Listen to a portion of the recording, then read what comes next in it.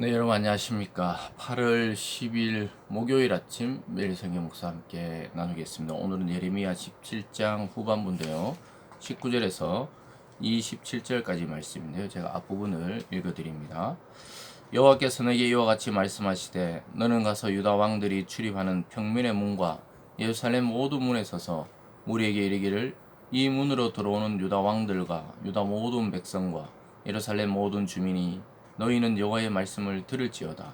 여호와께서 이와 같이 말씀하시되 너희는 스스로 삼가서 안식일에 짐을 쥐고 예루살렘 문으로 들어오지 말며 안식일에는 너희 집에서 짐을 내지 말며 어떤 일이라도 하지 말라. 내가 너희 조상들에게 명령한 같이 안식일을 거룩히 할지어다. 아멘. 오늘 본문을 중심으로 회복의 핵심 안식일, 회복의 핵심이라는 제목으로 말씀을 증거하겠습니다. 하나님은 계속해서 심판에 대해서 이야기하시다가 오늘 회복에 대한 이야기를 하시는데요. 그 회복의 중심에는 안식일을 거룩히 지키고 안식일을 준수하는 것이 유다 회복의 관건이라고 말씀하고 있습니다. 왜냐하면 안식일을 지킨다. 이것은 우리의 힘이 아닌 하나님의 힘에 의지하겠다고 전적으로 모든 일을 내려놓고 하나님께 예배 드리는 날입니다. 그런데 하나님은 그 안식일을 거룩히 지킴을 통해 정치적이고 또 경제적인 그 모든 것이 회복되고 또 하나님의 그 불의 심판을 받지 않게 되고, 만약에 그러나 하나님이 이렇게 권면하시는데도 안식일에 정신을 회복하지 못하면은 불의 심판을 받게 된다. 앞에서 이야기한 모든 심판을 받게 된다고 이야기하고 있습니다. 오늘날 우리에게 주는 교훈은, 우리도 때로는 이 오늘날은 예배 드리고 또 주일에 함께 모여 공동체로 드리는 날을 우리는 거룩한 안식일로 지킵니다. 그날은 모든 일을 중단하고 하나님께 집중하는 날입니다. 보통 사람들은 쉬지 않고 일을 하는 것이 경제적 유익이라고 생각하겠지만, 우리는 경제가 우리의 주님이 아니기 때문에, 하나님이 우리의 참 주님이시기 때문에 그 모든 일을 중단하고 안식일을 거룩히 지킬 때 오히려 세상의 경제적인 부나 정치적인 안정이나 또 문화적인 풍성함이나 이런 것들을 얻게 된다고 말씀합니다. 참으로 세상의 논리와는 반대되는 논리인데요. 오늘 주님이 분명하게 말씀합니다. 그래서 짐을 지고 왔다 갔다 하지 말라는 거예요. 21절에 보면 여호와께서 이와 같이 말씀하시되 너희는 스스로 상가서 안식일에 짐을 지고 예루살렘 문으로 들어오지 말며, 이렇게 말씀하고 있습니다. 그래서 예레미야는 왕이 출입하는 문, 또 백성이 출입하는 문, 이 모든 문들을, 예루살렘 성문들을 두루다니면서 안식일을 준수하라고 명령하고 있는 것입니다.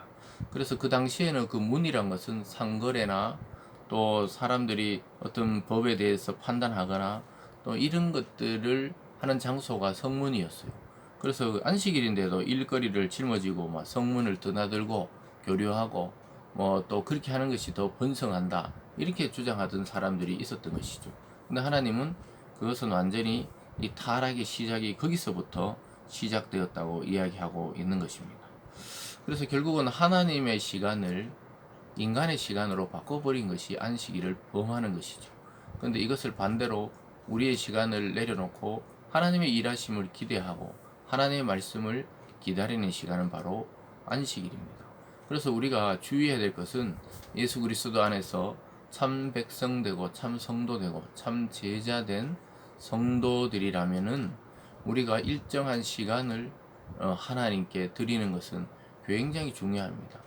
매일 매 순간이 주님과 함께 하는 시간이지만, 실제적으로 또 모든 일을 중단하고 어떠한 시간들을 정해서 하나님께 나와 기도하고 묵상하고 예배드리고 또 찬양 드리는 것, 이런 것들은 굉장히 중요하고 우리의 어떻게 보면 생명의 근원이 거기서부터 시작됩니다.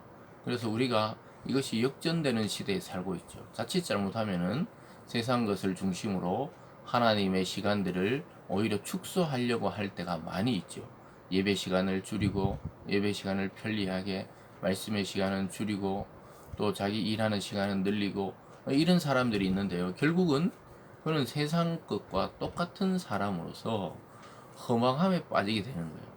그 구원의 영역에서는 우리가 건드릴 수 없지만 구원받은 자의 복을 누리지 못하고 살아가게 되는 그런 안타까운 일을 겪게 되는 것이죠. 그러면서 안식일을 지키라고 이야기합니다.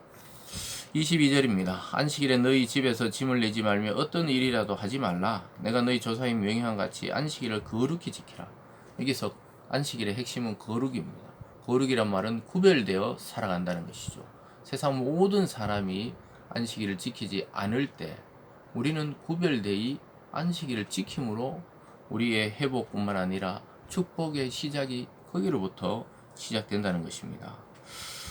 또 내려가 보면요, 계속해서 그렇게 말씀하죠. 24절에도 여호와의 말씀이니라. 너희가 만일 삼가 나를 순종하여 안식일에 짐을 지고 이 성문으로 들어오지 아니하며 안식일을 거룩히 하여 어떤 일이라도 하지 아니하면 다윗의 왕 위에 앉아 있는 왕들과 고관들과 병거와 말을 타고 이 성문으로 들어오되 그들과 유다 모든 백성과 예루살렘 주민들이 함께 그리할 것이요 이 성은 영원히 있을 것이며.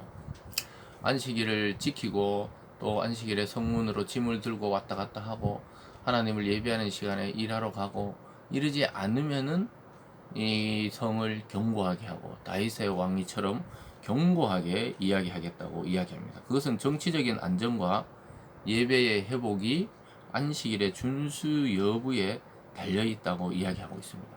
참 놀랍죠.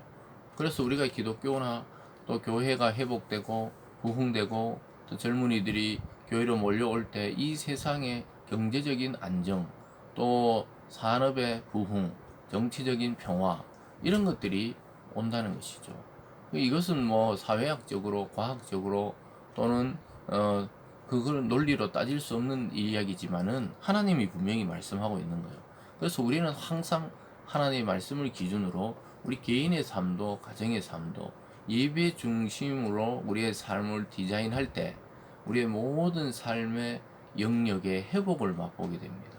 그리고 또 더 그 시간을 하나님께 드리기 위해서 우리가 부지런히 다른 시간들과 다른 날들에 열심으로 또 최선을 다해 살게 되는 것이죠. 근데 만약 그렇지 않으면 어떻게 되느냐? 27절에 그러나 만일 너희가 나를 순종하지 아니하고 안식일을 거룩되게 아니하여 안식일에 짐을 지고 예루살렘 문으로 들어오면 내가 성문에 불을 놓아 예루살렘 궁전을 삼키게 하리니 그 불이 꺼지지 아니하리라 하셨다 할지니라.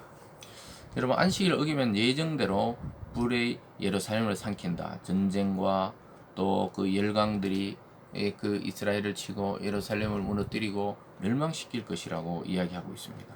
사랑하는 여러분, 우리가 오늘 이 아침에 좀 생각해야 되는 것은 안식일의 영성을 회복해야 됩니다. 구별되어 하나님께 드려지는 시간을 아까워하지 말고 내 조성자이시며 이 만물의 창조주이신 하나님을 예배하는 그 시간으로 나아갈 때 진정한 회복이 있고 진정한 축복이 그때부터 시작되는 줄 믿습니다.